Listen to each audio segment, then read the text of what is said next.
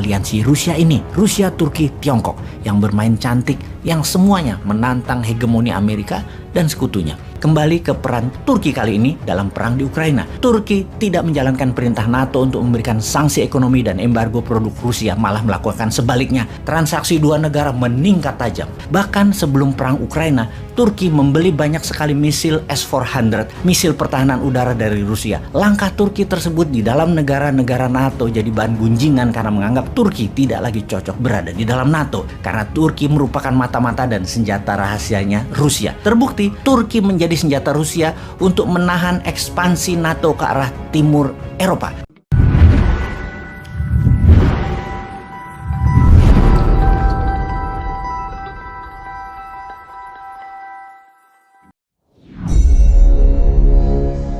Masih tentang strategi Putin yang memiliki kekuatan bersama di Eropa dengan Turki dan kekuatan Rusia di sisa dunia bersama Tiongkok. Asli, keren langkah mereka ini. Untuk mereka menjadi global player, mereka mengambil langkah-langkahnya penuh dengan perhitungan. Seperti langkah Grandmaster catur berelo rating 5.000 kali ya.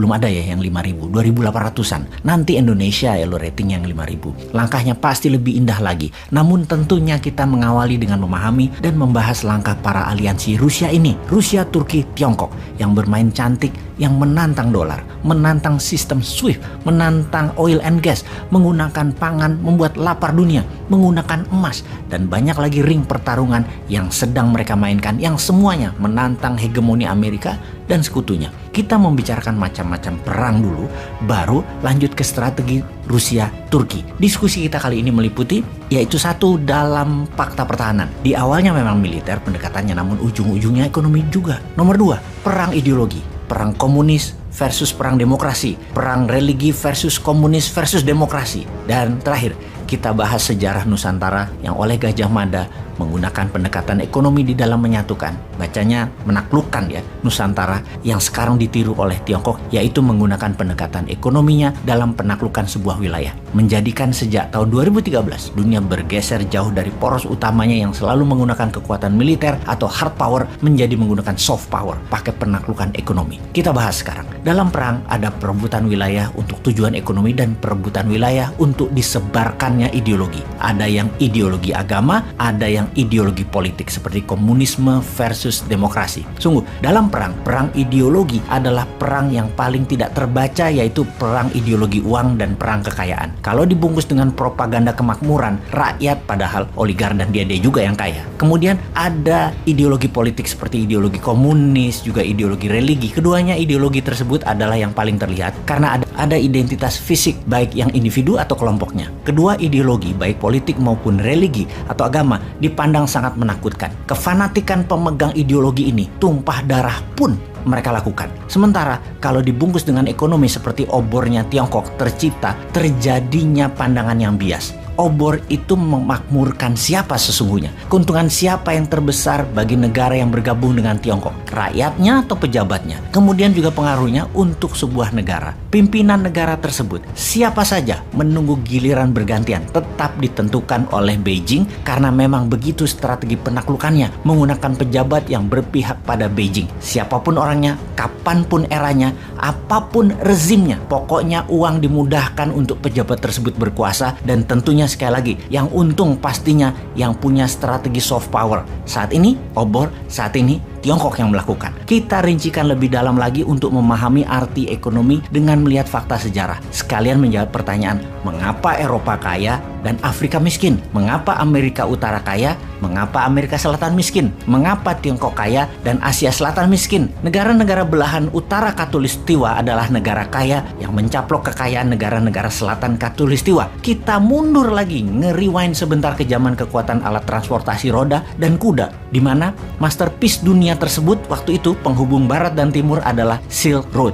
Pertukaran produk dan pengembangan produksi kertas Tiongkok, mesiu Tiongkok, rempah dan emasnya India, bahan baju dari India, sutra dari Tiongkok, dibarter piring, keramik, perhiasan Eropa, sampai kemudian kemajuan teknologi navigasi perkapalan dari Timur Tengah ke Eropa. Ketika dunia perkapalan tumbuh kurang dari 50 tahun di Eropa, Silk Road hanya dipakai kurang dari 20%-nya saja. Dunia lebih cepat terhubung melalui laut. Kemajuan teknologi permesinan Eropa menuntut banyak bahan baku. Kemakmuran Eropa menuntut makin banyaknya barang produksi dan barang produksi memerlukan bahan baku. Inilah awal bangsa utara menjadi lebih cepat maju karena 4 musim membuat mereka selama ribuan tahun yang cuacanya keras, membuat mereka sekali lagi memiliki peradaban keras dan harus survive dengan banyak inovasi. Inovasi adalah kunci survival sebuah bangsa, dan kerasnya musim di wilayah utara Khatulistiwa yang kebanyakan adalah sangat ekstrim, mulai dari panas kering di atas 35 derajat Celcius hingga dingin membeku di bawah 10 derajat Celcius,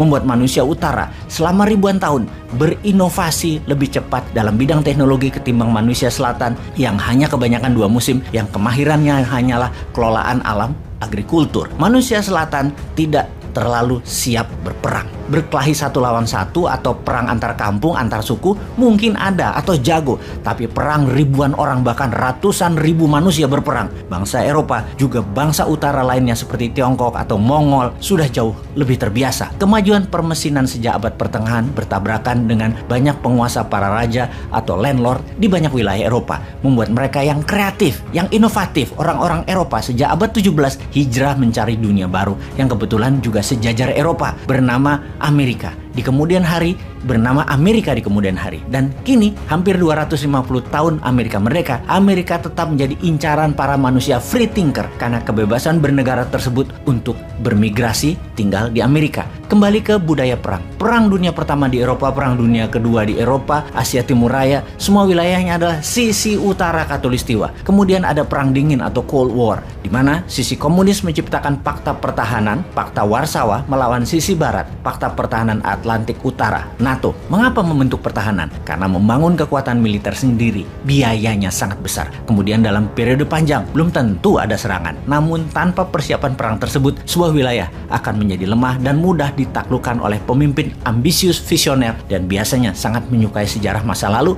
akan kebesaran bangsanya. Punya romantisme sejarah lah kira-kira. Kita semua tahu saat ini negara agresor itu adalah Amerika. Kalau tidak mau diserang ya gabung dengan Amerika, atau lebih tepatnya takluk pada Amerika dan kekayaan alam sebuah wilayah disedot ke Amerika untuk kepentingan Amerika. Tidak nurut, digulingkan pemerintahannya atau diembargo atau diserang secara militer terang-terangan. Seperti Erdogan akan digulingkan oleh Amerika namun diselamatkan oleh Rusia. Juga bukti lain, perang saat ini oleh Amerika adalah ke negara-negara penghasil fosil oil yang memang akan terus dipegang Amerika, minyak dan gas bumi dunia itu. Kembali ke peran Turki kali ini dalam perang di Ukraina. Turki tidak menjalankan perintah NATO untuk memberikan sanksi ekonomi dan embargo produk Rusia, malah melakukan sebaliknya. Transaksi dua negara meningkat tajam. Juga para oligar Rusia yang pastinya orang-orangnya Putin meletakkan uang mereka di Turki. Turki menjadi safe haven. Para konglomerat dan pedagang Rusia sekali lagi berlindung asetnya di Turki. Sebuah langkah bernegara yang berani dan pintar dari Turki. Bahkan sebelum perang Ukraina,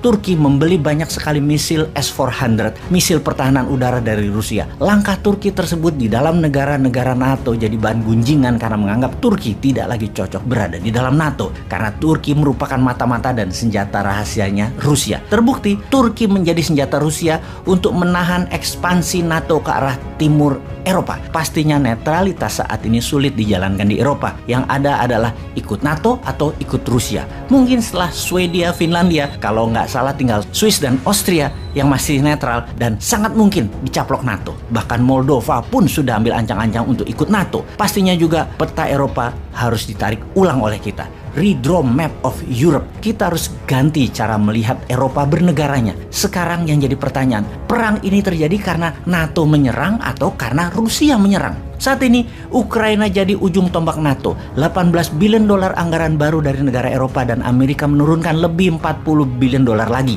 Kalau di total dalam rupiah kira-kira hampir 900 triliun kira-kira. Saat ini di Brussel, Belgia, tempat komando sentral NATO melawan Rusia sedang merapatkan barisan. Apa kira-kira langkah mereka selanjutnya? Panjang nih perang dunia ketiga.